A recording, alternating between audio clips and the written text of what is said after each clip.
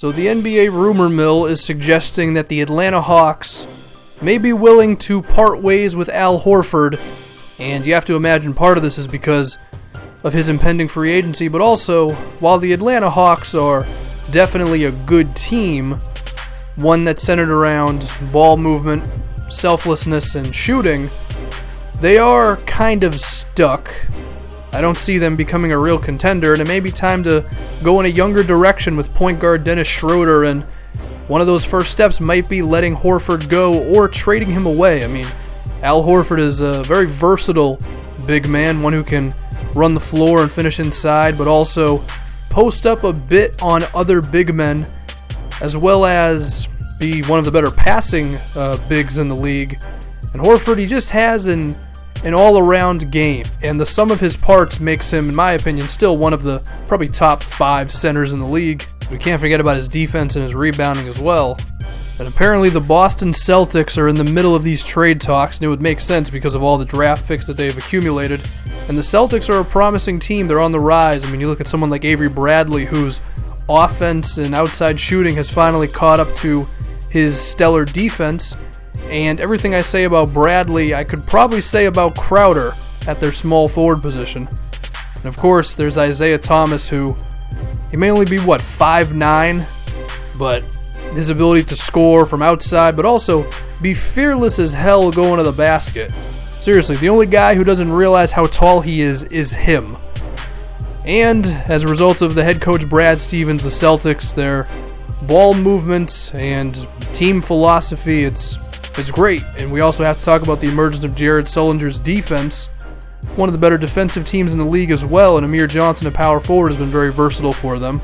And I think if an Al Horford trade was going to happen, it would have to be centered around a few guys, one of which being Jared Sullinger, who you could say may have more potential, especially offensively if that jumper can ever come around. Kelly Olynyk, who when it comes to shooting, he's already very good as a center or a power forward. And potentially Marcus Smart, who has the potential to be one of the best defenders in the league. The question is, will the rest of his game be able to catch up? Danny Ainge definitely has some options, and if we look at the Atlanta Hawks situation, there might be a chance that they trade away Jeff Teague as well, so you assume that Dennis Schroeder would become the starting point guard for them and allow them to just kind of embrace the youth side of a sort of retooling project. Jared Sullinger, I think, might be the most realistic option. Perhaps Jared Sullinger and 2, maybe 3 of Boston's non-Brooklyn picks go into Atlanta. But perhaps if it was Marcus Smart or Kelly Olynyk, it would give the Hawks just some young talent to really build around Schroeder and see how good he really can be. Because we've seen in even limited minutes for Schroeder how effective he has been playing behind Jeff Teague.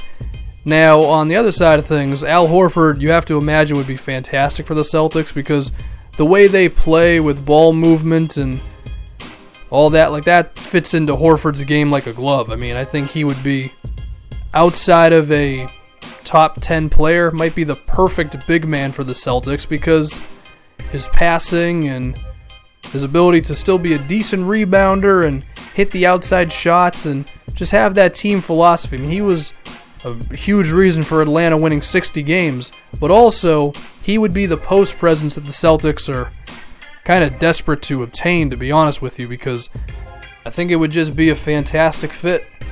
Of course, he's still going to be an effective defensive player who can move around the floor, and like I mentioned again, just having that one extra big who can really score for the Celtics, that'd be huge for him.